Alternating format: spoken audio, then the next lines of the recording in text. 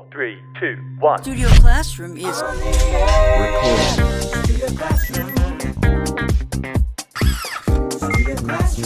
stand by.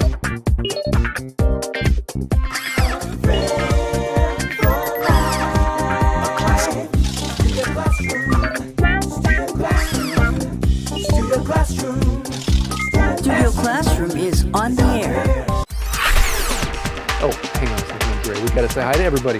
Hello and welcome to Studio Classroom on the air. We are very happy that you have joined us today. My name is Gabe, and today is a great day to learn something new. So let's do that together. My name is Andrea. Okay, well, today we've got a lesson about somebody who tackled a challenge that is something very difficult.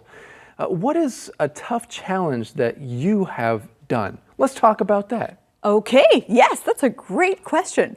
Well, Gabe, once, actually twice, but the first time I ran a marathon, it was a big challenge. I actually ran the Taroko Gorge Marathon. You did? I did. The lesson kind of talks about Taroko Gorge, but hold on a second. You ran through Taroko Gorge? I did. Now, I was only planning on doing the 21K, but I had a friend who couldn't make it who signed up for the marathon. So my friend Rachel and I said, hey, let's try running a marathon. Now, we did not train for it, but we did it together, and it was actually so much fun. We definitely had a lot of physical challenges through it, but our goal was not to win. Of course, we did not win. Our goal was simply to finish and enjoy the journey, but it was definitely a physical challenge. Wait, but hold on a second. You did a whole marathon. Yes. Not a half marathon. No, I was planning to do a half marathon. And then you just... But then we did the whole You were just having so marathon. much fun with Rachel, you just decided to keep running? Well, we took our friend's place and did the marathon. Wow. Okay. Well, that is certainly a physical challenge. I've never done anything quite close to a marathon in my life. Maybe one day. Well, friends, today we're going to meet somebody, and actually in a few minutes, she's going to come into the studio and tell us a little bit about her experience. Our lesson is called Rising to the Challenge. So open up your magazine and let's learn about the beginning of her experience right now.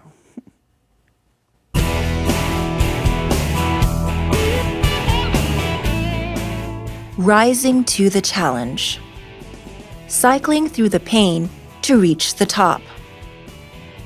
Cyclists must dig deep to complete what's been called the toughest climb in the world.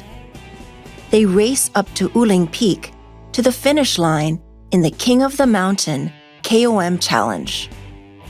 Every October, some of the world's best cyclists battle for the title. Starting at sea level, the route climbs to a height of 3,275 meters at the end, covering 105 kilometers. Ever since I started cycling 7 years ago, completing the KOM climb has been a goal of mine.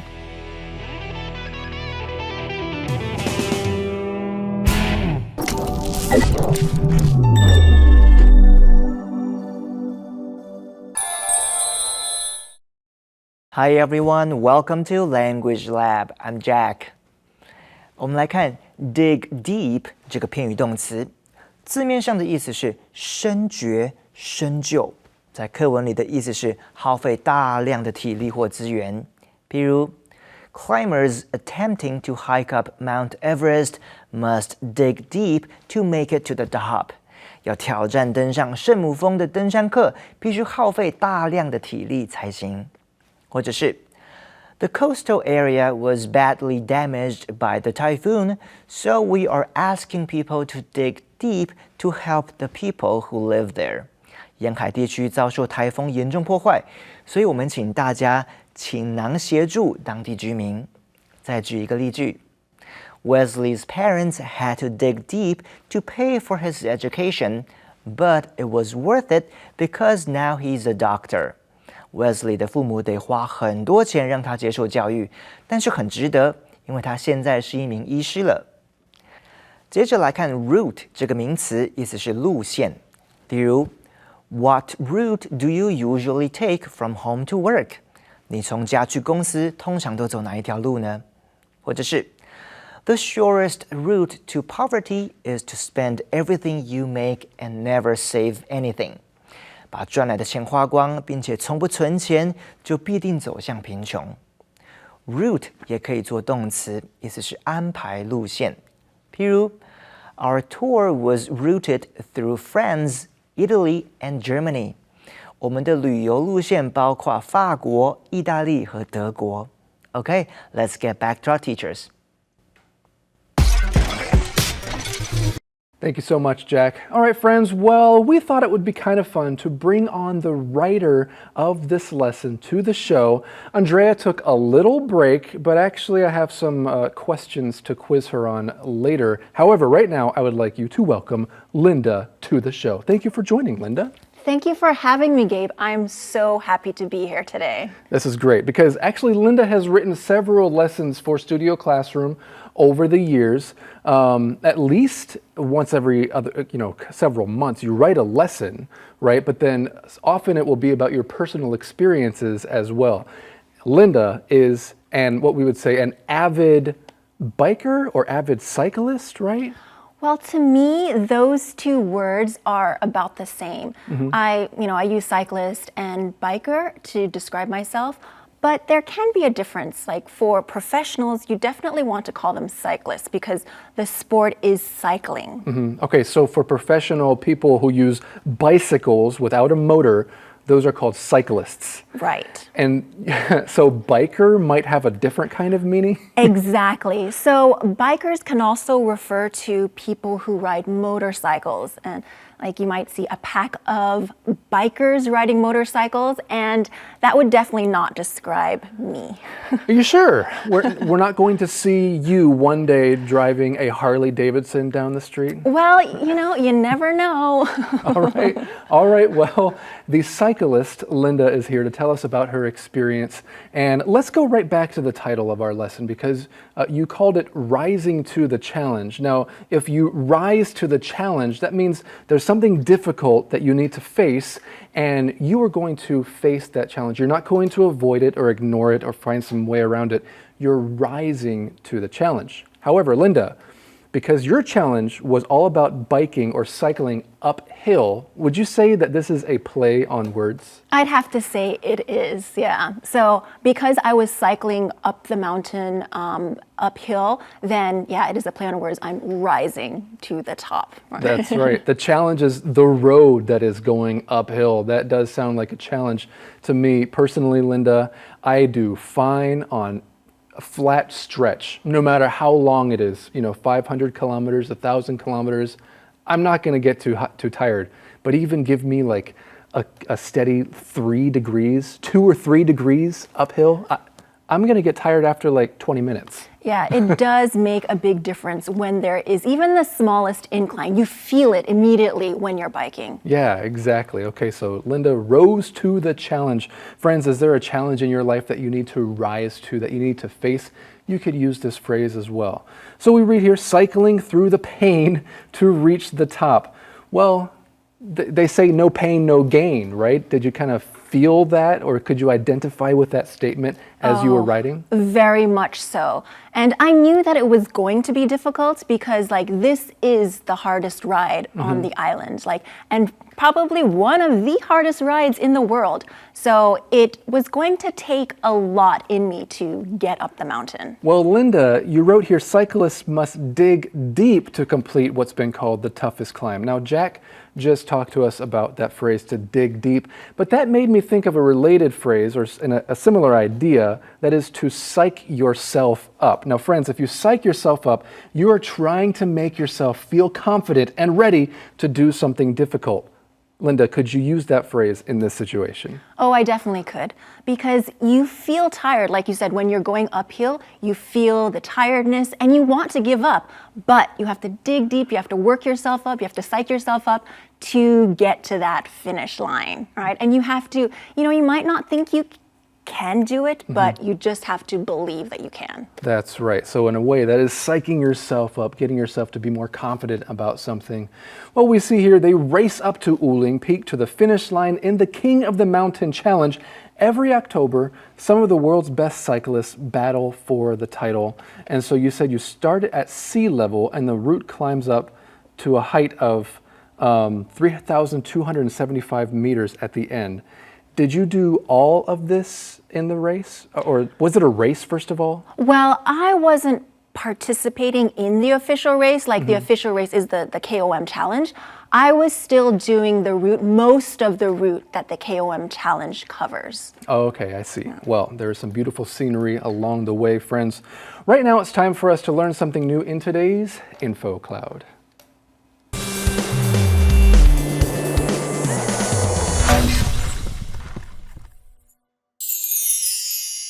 Hello friends, welcome to Info Cloud. Hey Rex, I saw you arranging the chairs in our meeting room the other day before everyone came. That was very kind of you. It's nothing. When I see something that needs to be done, I usually take it upon myself. That's just the way I am. Why don't you explain to us what you mean when you say take it upon yourself? It means to take on responsibility, to do something voluntarily, even when nobody is telling you to do the work. You just do it anyway. The pronoun it represents some kind of a job, an assignment, a responsibility. Taking it upon yourself implies that you are turning some kind of work to become yours. You are owning it. We here at Studio Classroom hope you will take it upon yourself to learn English every single day. 当一个人主动承担责任去完成一些工作，你可以用 take it upon yourself 来形容这样的情况。John is taking it upon himself to clean up the park. John 主动承担清理公园的责任，或是 John 自愿打扫公园。虽然 take it upon yourself 听起来很白话，但是这个用语背后还有更深一层的意义。在这里 it 代表一种责任或工作， take it upon yourself 代表你把一个责任主动的放在自己的肩膀上，即使没有人告诉你要这么做。这就是今天的 Info Cloud， 我们下次云端见。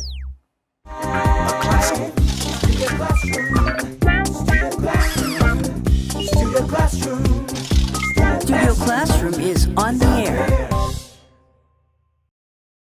Welcome back to Studio Classroom. Andrea, are you enjoying our little interview lesson so far? Oh, absolutely. Okay, well, here's a little quiz for you to see if you were paying attention. Oh, okay. This is a true or false question.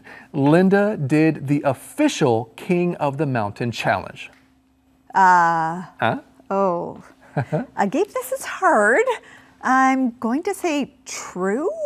Actually, we won't find out until the next part of our lesson. Gabe! So let's enjoy that right now.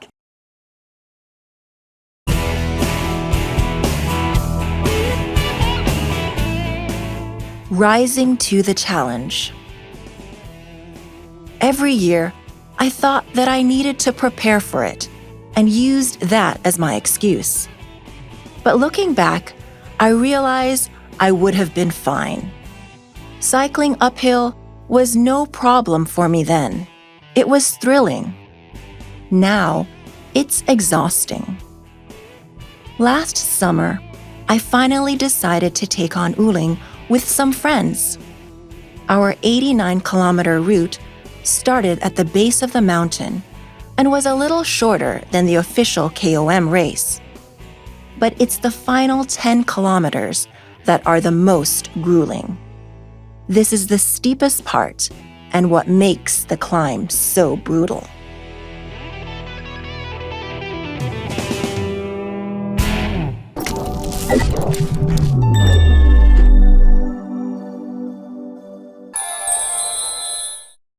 OK， 再来看 thrill 这个动词，它的现在分词 thrilling 是当形容词用，意思是兴奋的或是激动的。譬如 It was thrilling for Jenny to win the lottery. Jenny 的彩券中奖，她好兴奋。或者是 Yo-Yo Ma's performance at the concert hall thrilled all who attended. 马友友在音乐厅的演出让在场所有的观众激动不已。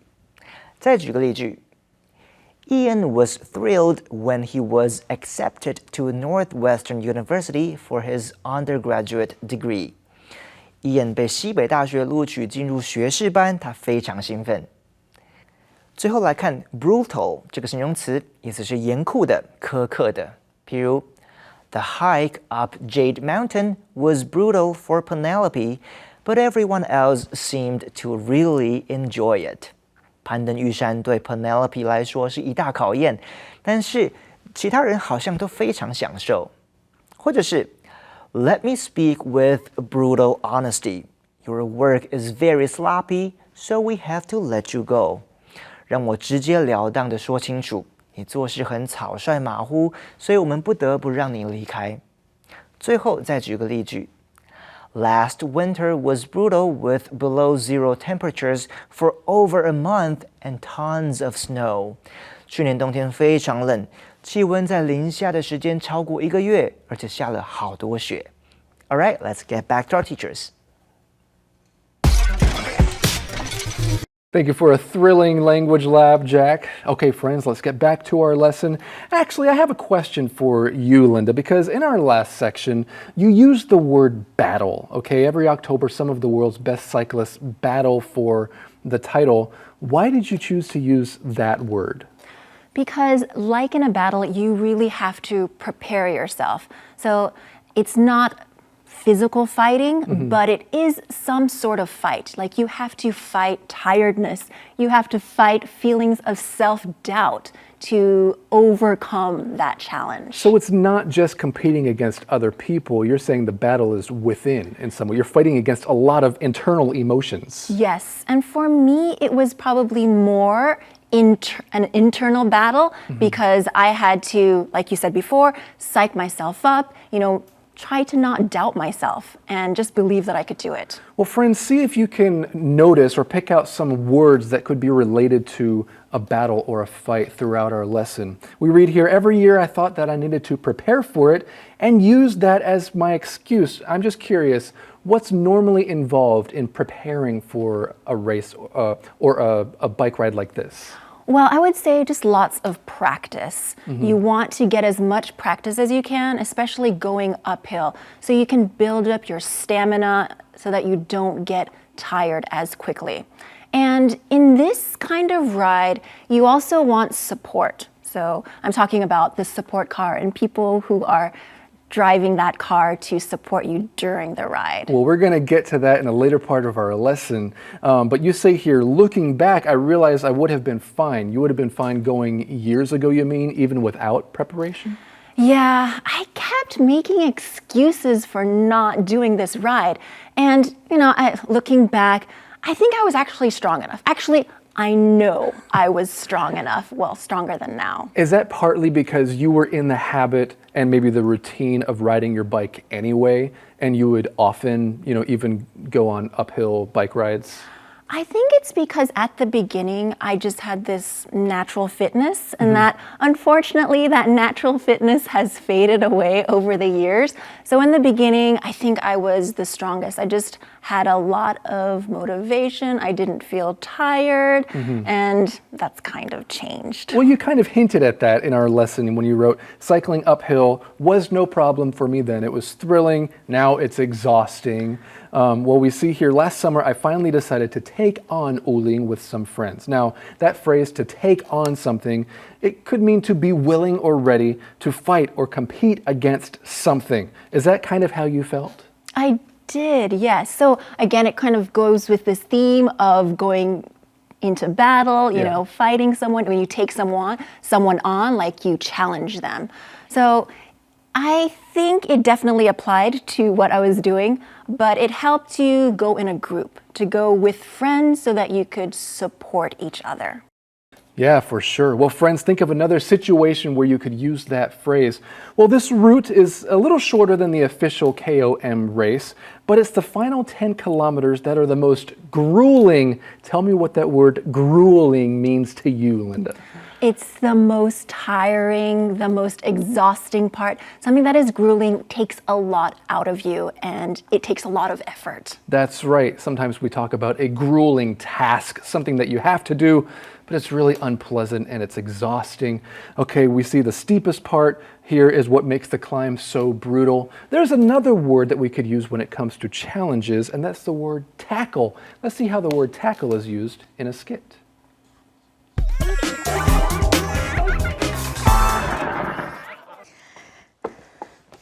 Bad news, boys.